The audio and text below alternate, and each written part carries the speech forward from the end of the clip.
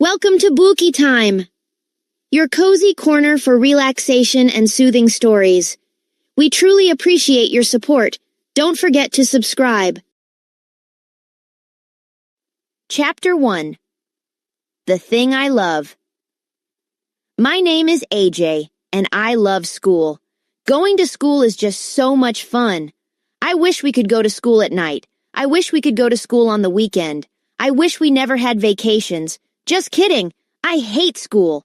Do you know what I would rather do than go to school? I would rather eat a dead bug sandwich. No, I would rather eat a live bug sandwich. That would be even worse than a dead bug sandwich, because the bugs would still be moving around in the sandwich while I was eating it. Ugh, disgusting.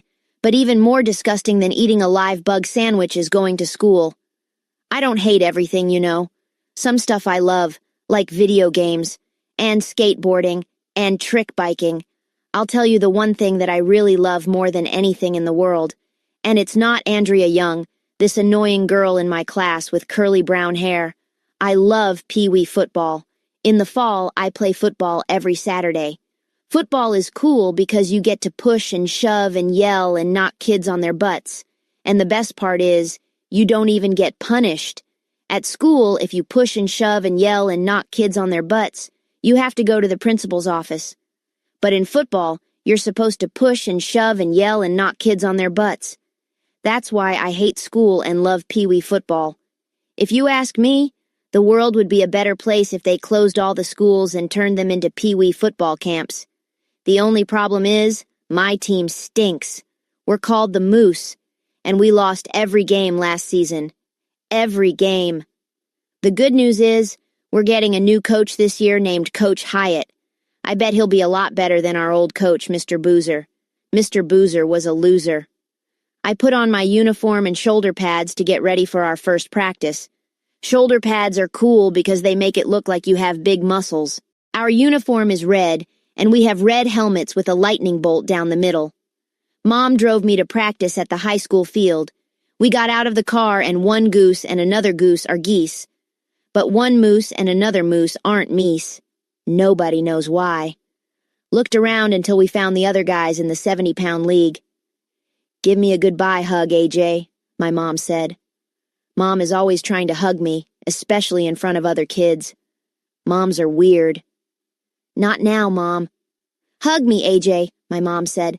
"No way." "I want a hug, AJ," my mom said. "I don't think so." Mom reached out to grab me, but I faked left. Then I faked right. Then I faked left again. Ha ha, I totally faked out my mom. She can't play football to save her life. Eat my dust, Mom. There were around 20 kids with red uniforms like mine. Some of them were in my class, and some others I didn't know.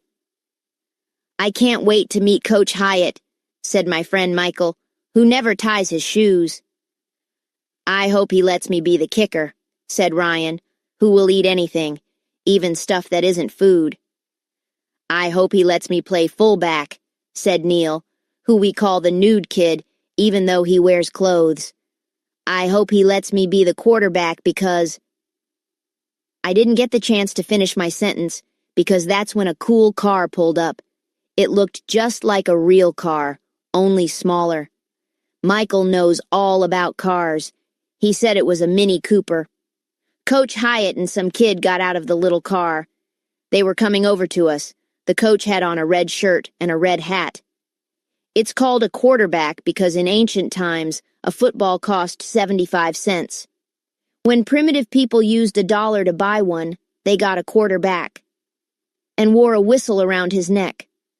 But there was something really strange about him. He wasn't a him at all. Coach Hyatt was a lady. Chapter 2. Coach Hyatt is mean. Girls aren't supposed to be football coaches. That's a scientific fact. What do girls know about pushing and shoving and knocking kids on their butts? Girls only care about puppies and butterflies and what color nail polish they have on. But the lady who got out of the Mini Cooper was Coach Hyatt. I knew because she had a big name tag on her shirt that said, "My name is Coach Hyatt." She blew her whistle. "Line up!" Coach Hyatt barked. We all looked at her. I wasn't about to line up for some lady coach. Ladies don't know the first thing about football.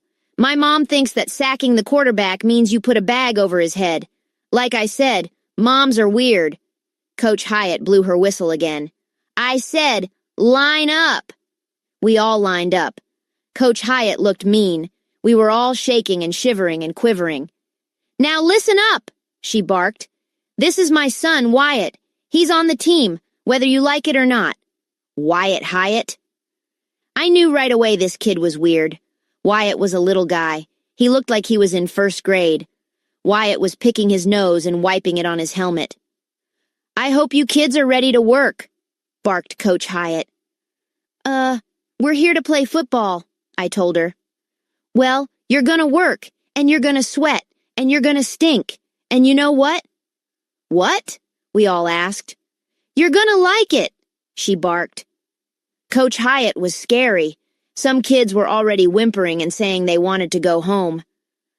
Aren't you taking this a little too seriously? Asked Michael. We're only 8 years old. When I was 8, Coach Hyatt told us, I built a log cabin with my bare hands. I didn't know what that had to do with anything, but I wasn't about to complain because Coach Hyatt seemed so mean.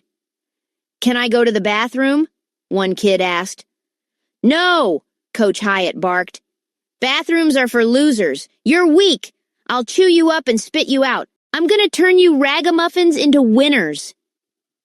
I didn't know what a ragamuffin was. I figured it must be a muffin made out of rags, or a rag made out of muffins. But it didn't matter. If winners are people who aren't allowed to go to the bathroom, I think I'd rather be a loser. I didn't even have to go to the bathroom, but after Coach Hyatt said we weren't allowed to, suddenly I had to. I hate when that happens. She made us run all the way around the field, which is like 1,100,000 miles. Then she made us run all the way around the field backward, which is even farther. Then she made us run all the way around the field sideways. We were huffing and puffing and holding our sides. When we finished, Wyatt picked his nose. There was a big jug of Gatorade on the bench, but Coach Hyatt wouldn't let us drink any. Can we take a break now? Ryan asked. No! Coach Hyatt barked. Breaks are for losers. I thought I was gonna die. Chapter 3. Cheerleaders who throw up. When my mom dropped me off for our next practice, she didn't even try to hug me. Some of the ragamuffins from the first practice didn't come back. I guess they couldn't take it. Coach Hyatt wasn't there yet. But you'll never believe in 1,100,000 years who pulled up in a blue minivan. A bunch of girls. It was that annoying Andrea Young, her crybaby friend Emily, and some other girly girls. They piled out of the minivan and came over to us. Hi, Arlo, said Andrea, who calls me by my real name because she knows I don't like it. Andrea was wearing earrings that were little footballs and a necklace shaped like a goalpost. What are you doing here? I asked. We're cheerleaders, said Emily. I knew Andrea took ballet classes after school. She takes Irish step dancing too, and modern dance, and clog dancing. Clog dancing is a dance that plumbers do to make water go down the drain. That girl sure likes to dance. But I didn't know she did cheerleading too. Since when do you do cheerleading? I asked Andrea. I've been cheering since I was 4 years old, Andrea said. Don't you get tired? I asked. Very funny, Arlo. How can you cheer for football? Michael asked Andrea. You probably don't even know what a touchdown is. Yeah, agreed Ryan. A touchdown is a scoring play in which any part of the ball, while legally in the possession of a player who is inbounds, crosses the plane of the opponent's goal line, Andrea said.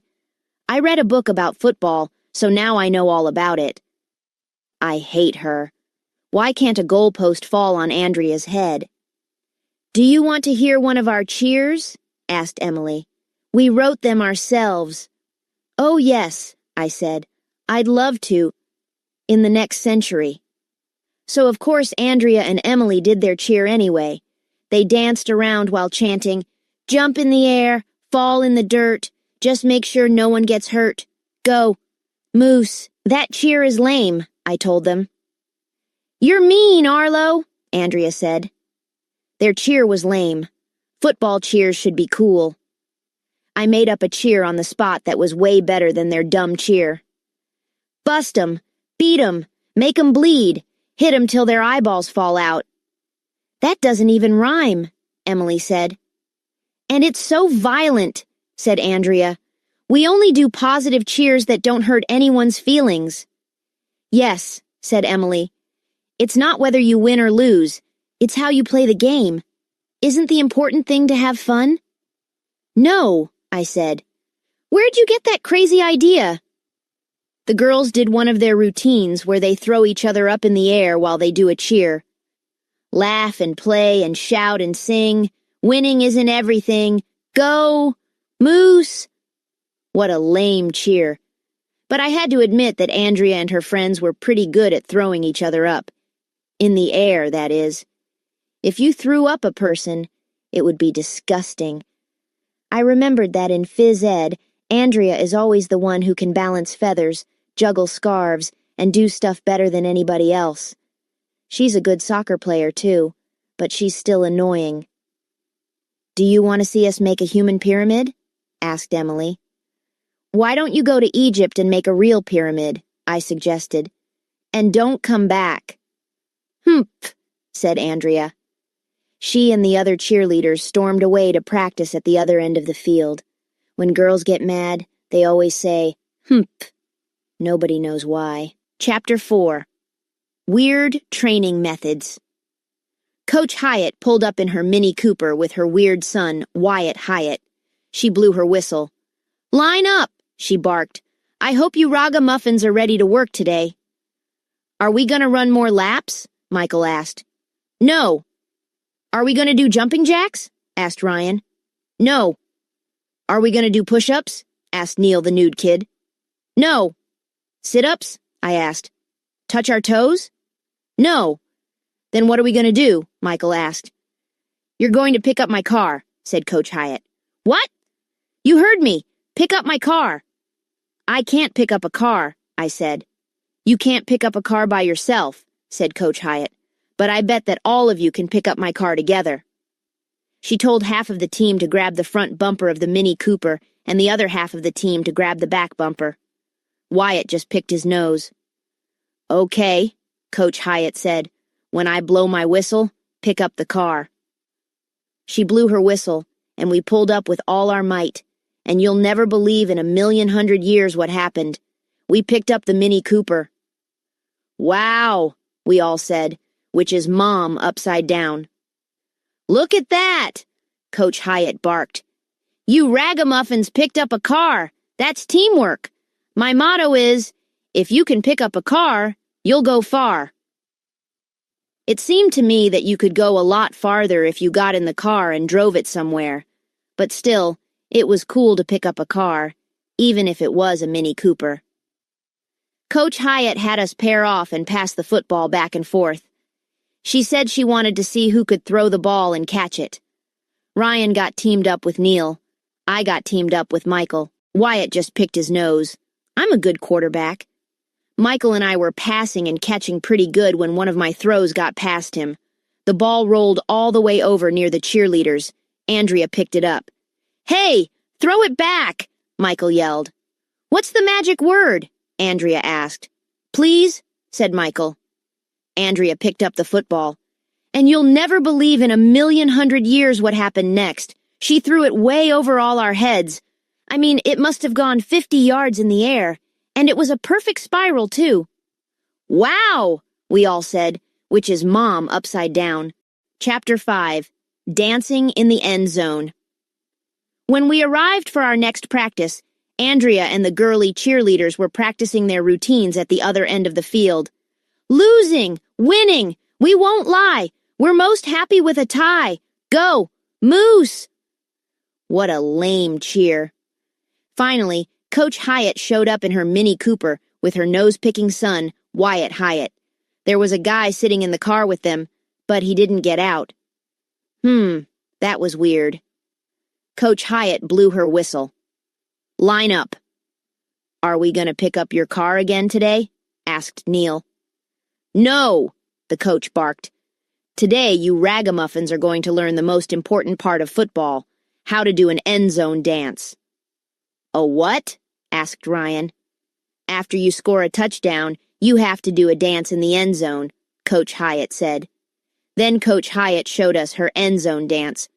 She shook her butt, lifted a leg over her head, hopped up and down for a while, and then put her hands in the air and waved them around like a crazy person. Coach Hyatt is a riot. Now you try, she told us. We all shook our butts, lifted one of our legs over our heads, hopped up and down for a while, and put our hands in the air and waved them around like crazy people. Wyatt just picked his nose. Can we have some Gatorade now? Asked Ryan. No, barked Coach Hyatt. After we learned the end zone dance, the coach went to her car. Remember that guy who was sitting in it? Well, it turned out he wasn't a guy at all. He wasn't a girl either. He was a dummy.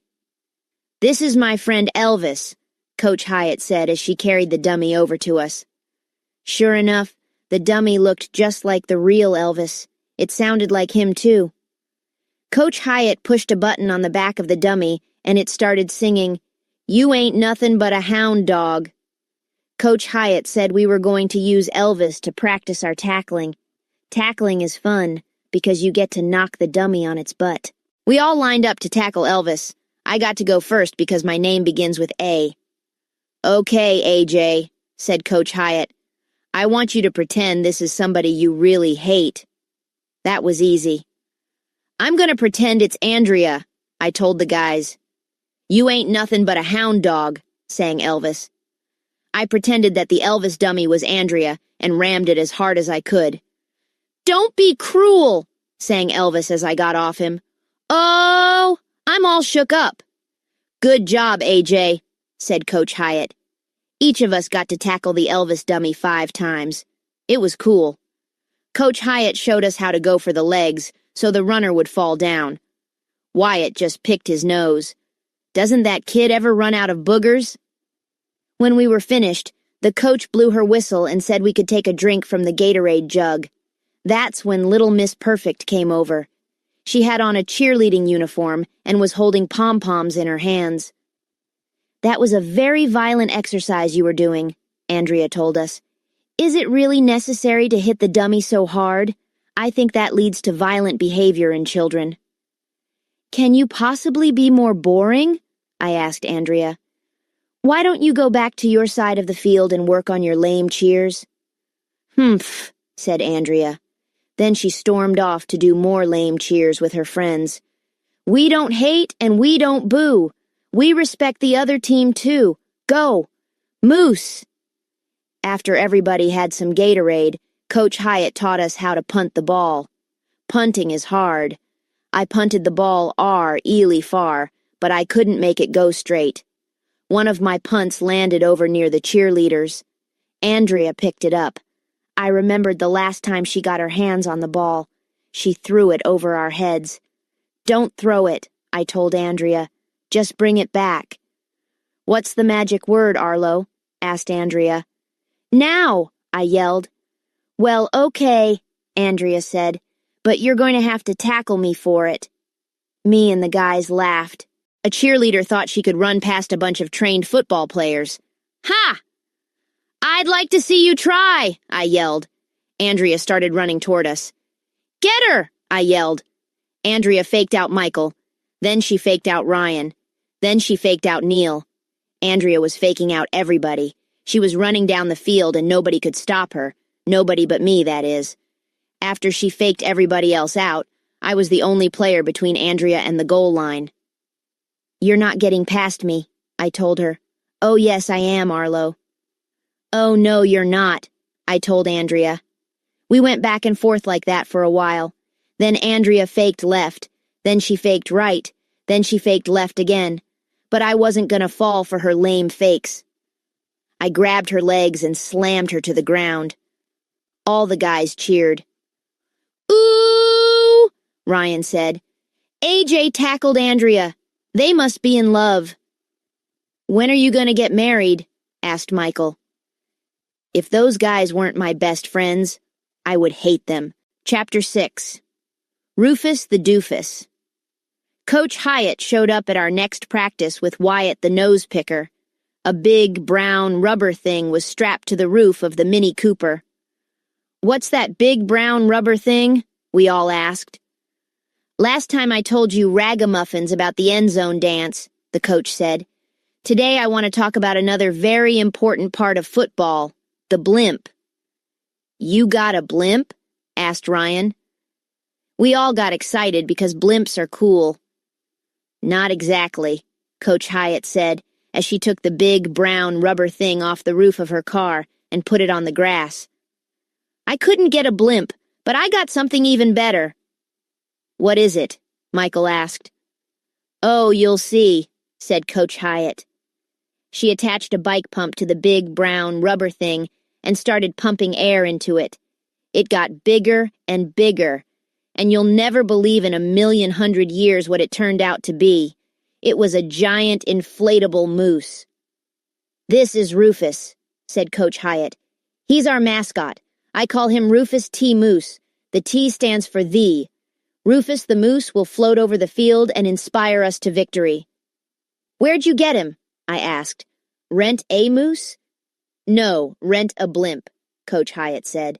"Some other team got the last blimp, so I was able to get a discount on Rufus. Isn't he awesome?" No, he wasn't. Rufus the Moose was kind of wrinkled, and one of his antlers looked like it was about to fall off. Rufus the Doofus was more like it. I didn't tell Coach Hyatt that her moose was lame because I didn't want to hurt her feelings.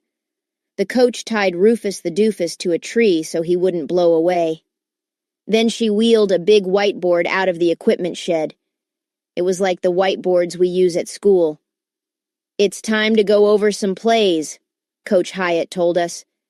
She drew a bunch of X's and O's on the board to represent the players on our team and another team. Then she drew lines to show where each of us was supposed to run. We went over a bunch of running plays and passing plays. I knew most of them already from last season. "And now," the coach said as she looked around to make sure nobody was watching, "I'm going to show you our secret play." "Ooh!" We all leaned forward. Secret plays are cool because, well, anything involving secrets is cool. Coach Hyatt began drawing lines all over the board. "AJ, you're the quarterback, so you go here," she barked. "Ryan, you go here. Michael, you go here. Neil, you go here. Wyatt, you go here. Wyatt will hike the ball to AJ. AJ will flip it to Ryan. Ryan will pass it to Michael. Michael will lateral it to Neil. Neil will hand it off to Wyatt. Wyatt will run it into the end zone for a touchdown. Got it?" "Got it!" we all shouted, even though none of us got it. Coach Hyatt's secret play made no sense at all, but none of us wanted to look dumb. "Okay, let's try it," said Coach Hyatt. We all got into position. "Hut 1!" I shouted. "Hut 2! Hike!" And we all ran into each other. It was a big mess of kids in a gigantic pile. There were arms and legs flailing around. It looked like one of those tanks full of lobsters you see in the supermarket. Unfortunately, I was the lobster on the bottom. "Ow, my leg!" I yelled. Quarterbacks always say hut before the ball is hiked. That's because in ancient times the first primitive football players lived in huts. "Walk it off, AJ," Coach Hyatt barked when the last kid climbed off me. "I think my leg might be broken," I said. "Broken?" barked the coach. "When I was your age, if my leg was broken, I would go out and build a log cabin with my bare hands. What did that have to do with anything? I thought I was gonna die." Chapter 7. The Sharks. Luckily, my leg wasn't broken after all. It was just a little sore. We practiced really hard that week until we knew all the plays. Finally, it was time for our first game. We were playing a team called the Sharks. It was a beautiful Saturday. When we came out of the locker room, there was Rufus the Doofus floating over the field. And you'll never believe in 1,100,000 years what was floating in the air right next to Rufus. A blimp. And you know what it said on the side of the blimp? Go Sharks. How come the Sharks got a blimp and we got a lame inflatable moose?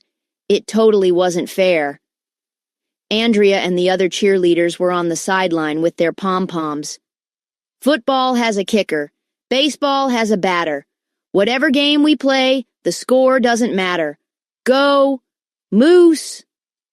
What a lame cheer. The bleachers were filled with parents and their cameras. A few moms were selling cookies. Some of the teachers from our school were there too. Miss Holly, Mr. Mackey, Ms. Coco, Ms. Hannah, Mr. Loring. I spotted my teacher, Mr. Granite. He comes from another planet called Etnarg. Me and the guys ran over to say hello to him. Do they have football on Etnarg? Asked Michael. Oh no, Mr. Granite said. We play a game called Labtooth. How do you play that? Neil asked. It's very simple, Mr. Granite told us. There are 13 glorps on each darge, and they toss a pinker back and forth to see who can score the most floobs. The winner gets to urgle a flange. That game sounded weird. I wanted to ask Mr. Granite more about Labtooth, but that's when the Sharks came out of their locker room. They had blue uniforms. We all stared as they jogged onto the field. Wow, Ryan said. Those guys are huge. He was right. The Sharks didn't look like they were humans. Their arms were bigger than my legs. Even their muscles had muscles. No way those guys weigh 70 pounds, said Michael. They look like they're in 7th grade, said Neil the nude kid. We can't beat them, said Ryan. They're gonna kill us. Can't we just pick up their car and carry it away? I suggested. They came in a bus, dumbhead, said Ryan. They're awfully big, Coach, Michael said. The bigger they come, the harder they fall, Coach Hyatt told us. Yeah, but they're gonna fall on us, I said, and we're gonna die. Wyatt just picked his nose. I'll tell you, that kid must have an unlimited supply of boogers. Andrea and the other cheerleaders made one of their lame cheers. Winning, losing, it depends. Why can't we just all be friends? Go, Moose!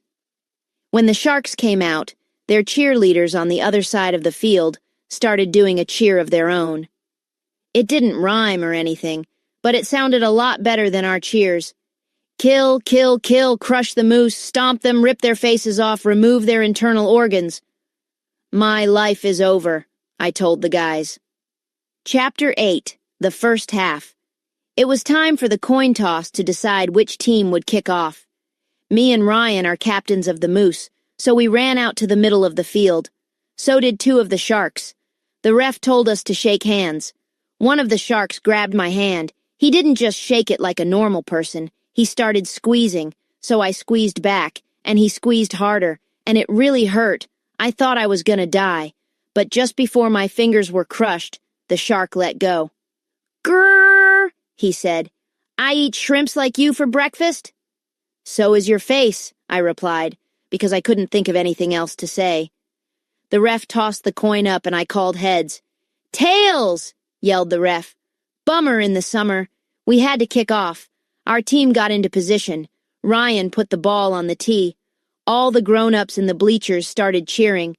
The ref blew his whistle, and Ryan kicked off. It was a pretty good kick, too. We all ran down the field to tackle the Shark who picked up the ball.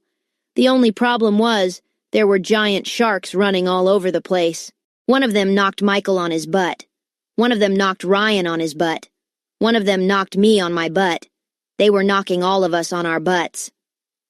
Run for your life, Neil shouted. Grown-ups get mad when you say butt. Nobody knows why. When I looked up from the ground, the Sharks were in the end zone dancing and high-fiving each other. Sharks 6, Moose 0. That's all right. That's okay. We're gonna win it anyway. Go, Moose! The Sharks made the extra point and kicked off to us. Michael picked up the ball. But before he could take a step, he was knocked on his butt by some giant shark. Michael fumbled the ball, and the next thing we knew, the Sharks were dancing and high-fiving each other again in the end zone. Sharks 13, Moose 0. That's all right, that's okay. We're gonna win next Saturday. Go! Moose!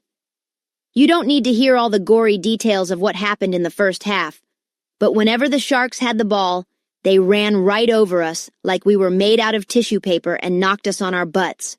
Whenever we had the ball, they knocked us on our butts and took the ball away. It wasn't a pretty sight. It's okay that we're not great. At least we all participate. Go! Moose!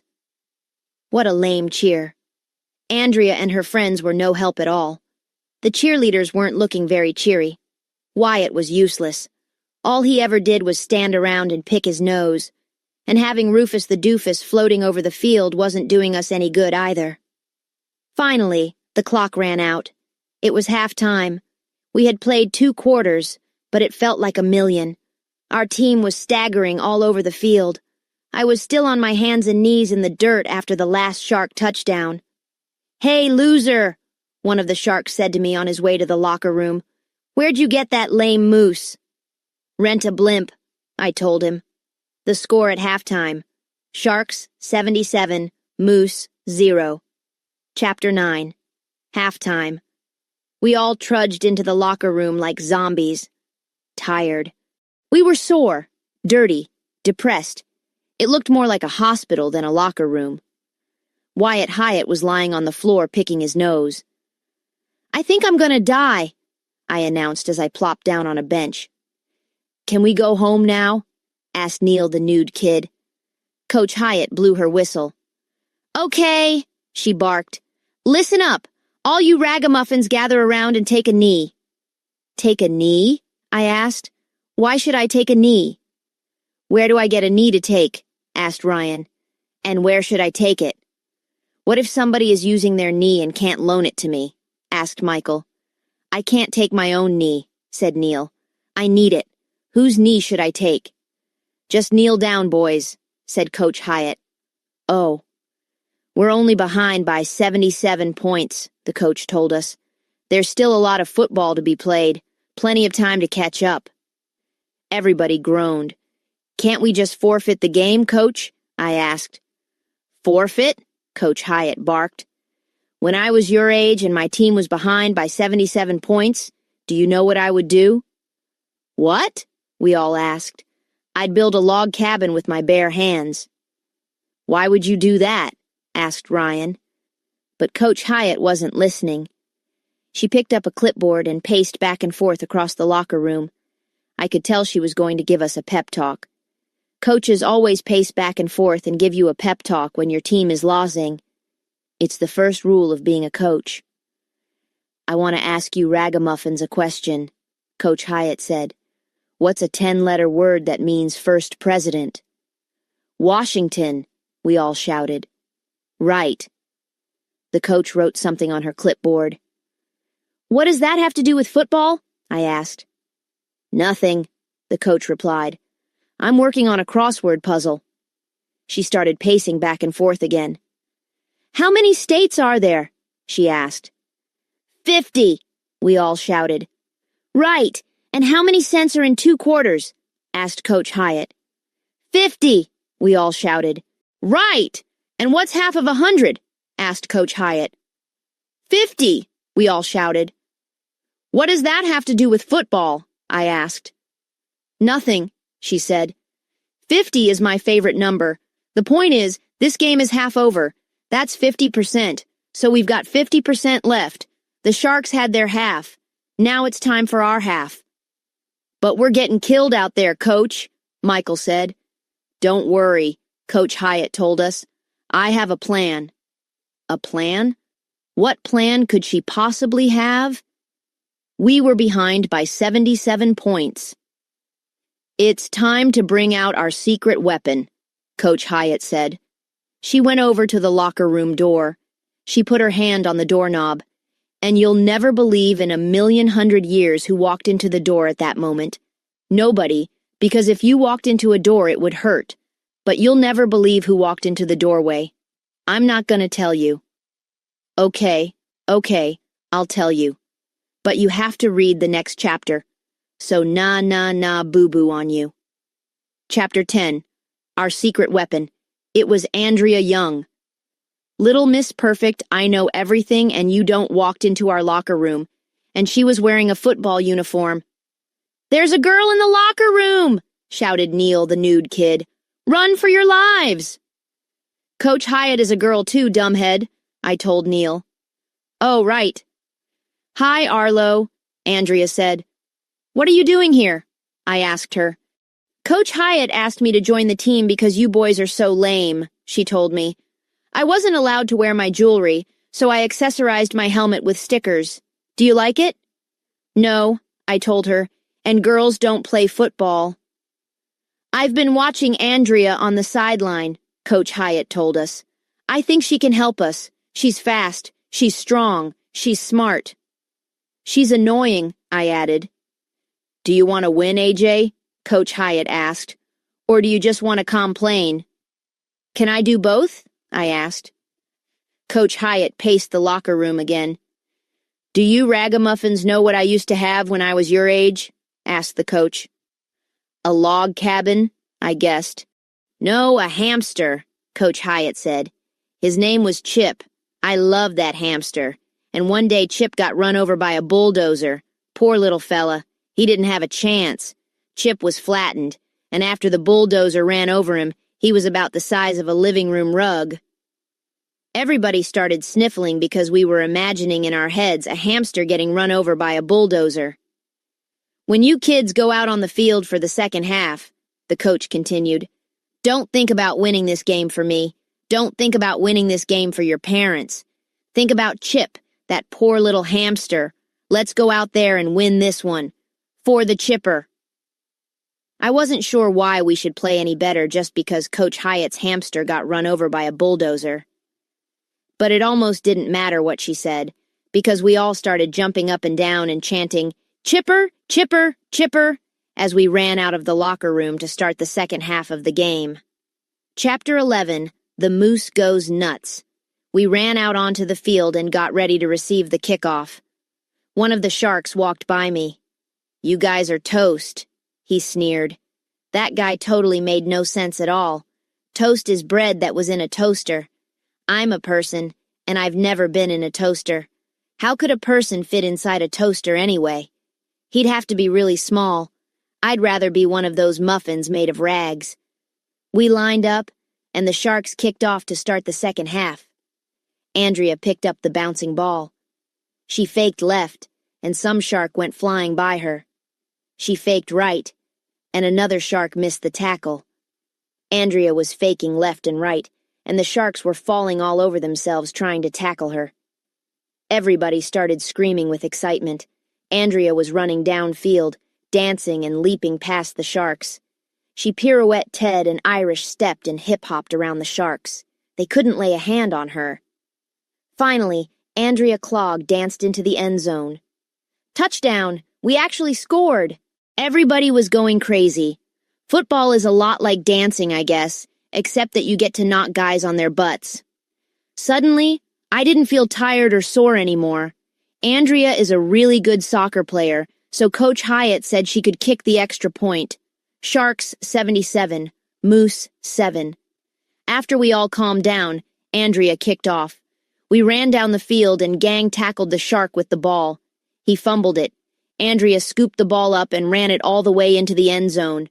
Sharks 77, Moose 14. Coach Hyatt called timeout and gathered us all around her. Okay, AJ, she said. From now on, I want you to be our wide receiver. But I'm the quarterback, I protested. That's my position. We're going to try something new, the coach told me. From now on, Andrea is the quarterback. What? That's not fair. Do you want to win? Coach Hyatt asked me. Or do you want to complain? Can I do both? We're a team, Coach Hyatt barked. You ragamuffins picked up my car as a team, and you play as a team. Now go out there and win this one for the chipper. Who's the chipper again? I asked. I had forgotten who the chipper was. My hamster, Coach Hyatt barked. He got run over by a bulldozer, remember? Oh, yeah. I didn't feel good about being replaced as quarterback, but I ran out onto the field anyway. Well, I'm glad I did, because after that, the Moose just went nuts. With Andrea at quarterback and me at wide receiver, we were unstoppable. Every pass she threw went right into my hands. When the Sharks had the ball, Andrea would intercept their passes and run the ball all the way down the field to score. We made touchdown after touchdown, field goal after field goal. Andrea was leaping and diving and spinning and clogging and hip-hopping. The Sharks were totally dazed and confused. It was amazing. Everybody in the bleachers was going crazy. Sharks 77, Moose 44. Sharks 77, Moose 51. Sharks 77, Moose 58. Sharks 77, Moose 65. Sharks 77, Moose 72. After Andrea scored that last touchdown, one of the Sharks went over to her and said, "Hey, kid, where'd you learn how to play like that?" "At the Ballet des Jeunes School of Dance," Andrea replied. Thanks to Andrea, in the second half we were totally kicking the Sharks' butts. The only problem was that we were running out of time. The score was 77-72. We were still behind by 5 points. Coach Hyatt blew her whistle and called timeout to stop the clock. I looked up at the scoreboard. There were 11 seconds left in the game. Chapter 12. The Secret Play. We all ran to the sideline and huddled around Coach Hyatt. "Take a knee, kids," she said. "Where should we take it?" I asked. "Quiet," barked Coach Hyatt. Then she started whispering. "Okay, this is it. It's time." "Time for what?" Ryan asked. "It's time for the secret play," Coach Hyatt told us. "Oh no," said Neil the nude kid. "Not the secret play? The last time we tried the secret play, we fell all over ourselves?" "Yeah," I said. "I almost broke my leg." "It's going to be different this time," the coach told us. "Now we've got Andrea. You ragamuffins can do this, just like you picked up my car. Do it for the chipper." "Who's the chipper again?" I asked. "My hamster," Coach Hyatt barked. "Oh, yeah." The ball was on our 20-yard line. We had to drive 80 yards in 11 seconds. It looked impossible. We got into position. "Hut 1!" Andrea shouted. "Hut 2! Hike!" Wyatt hiked the ball to Andrea. Andrea flipped it to Ryan. Ryan passed it to me at the 30-yard line. I shoveled it over to Michael. Michael ran to the 50-yard line and lateraled it to Neil. Neil ran all the way to the 10-yard line and handed it off to Wyatt. Wyatt ran almost to the goal line, and then he suddenly stopped. "Run, Wyatt, run!" we all screamed.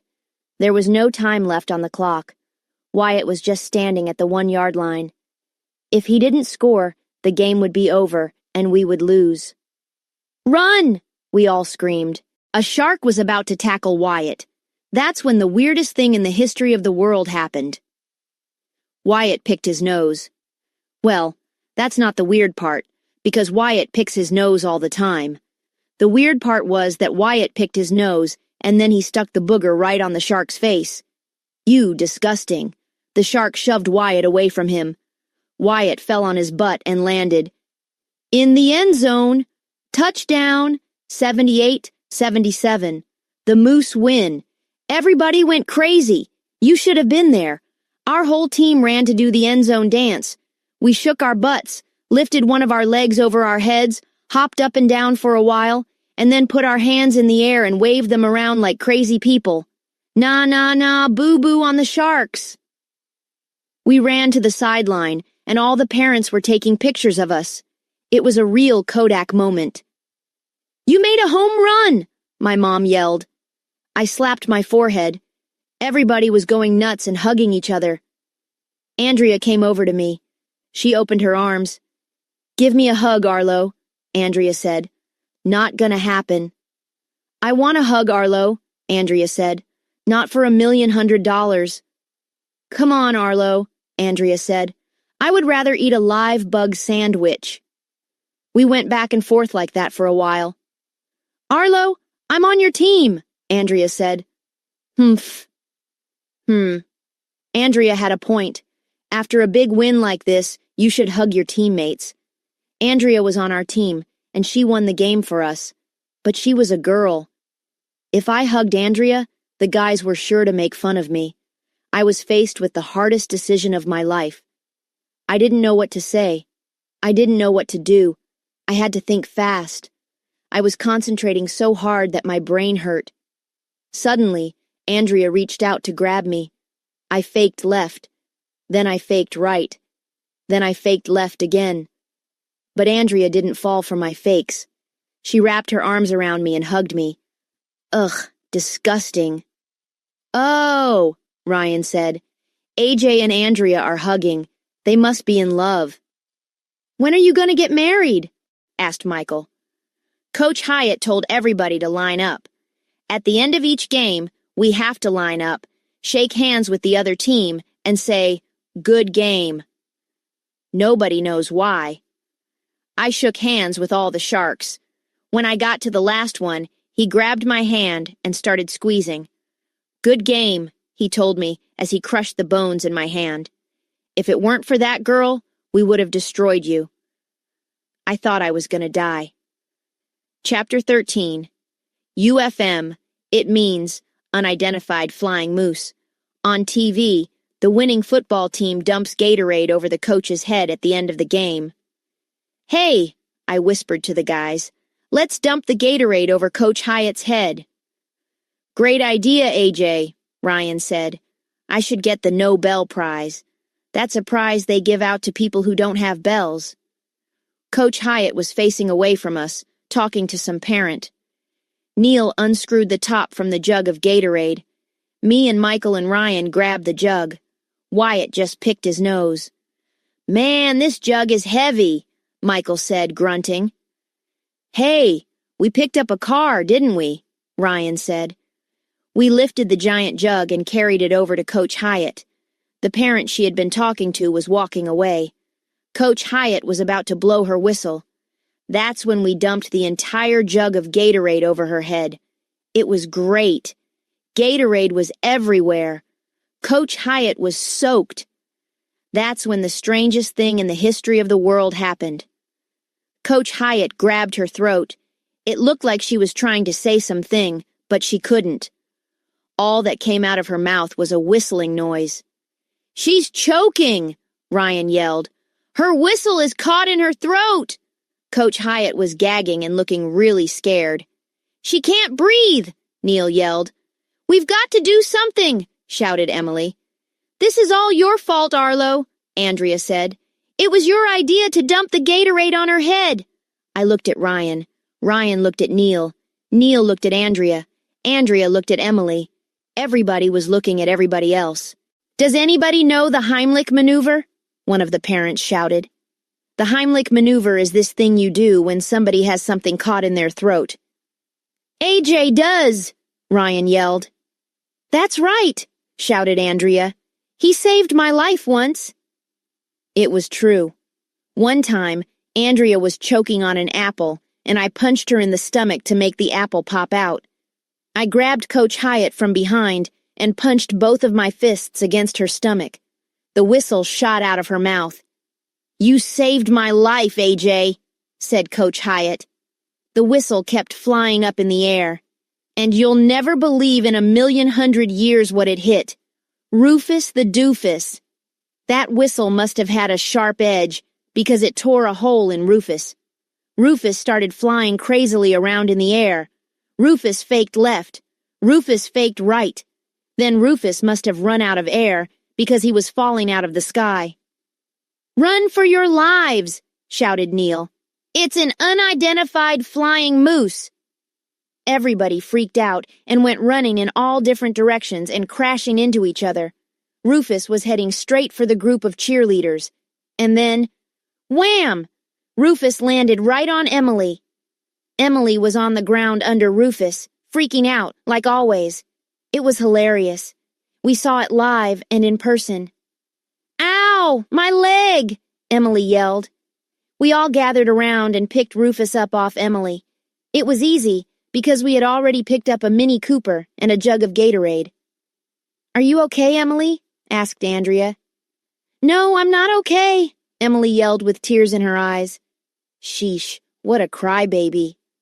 So a moose fell out of the sky and landed on her head. "What's the big deal?" Stuff like that hat pins all the time. Walk it off, Coach Hyatt told Emily. I think it might be broken, Emily whined. Broken? Coach Hyatt said. If a moose fell on me when I was your age, I would get up and build a log cabin with my bare hands. Well, that's pretty much the way it hat-pinned. With Andrea on our team, maybe we'll actually win a few games this season. Maybe Emily's leg will heal. Maybe Wyatt the nose picker will run out of boogers. Maybe we'll get to ram the Elvis dummy some more. Maybe another moose will fall on Emily's head. Maybe Coach Hyatt will stop building log cabins and get a new hamster. Maybe we'll find out what ragamuffin means. Maybe Rent a Blimp will be able to patch the hole in Rufus the doofus. But it won't be easy.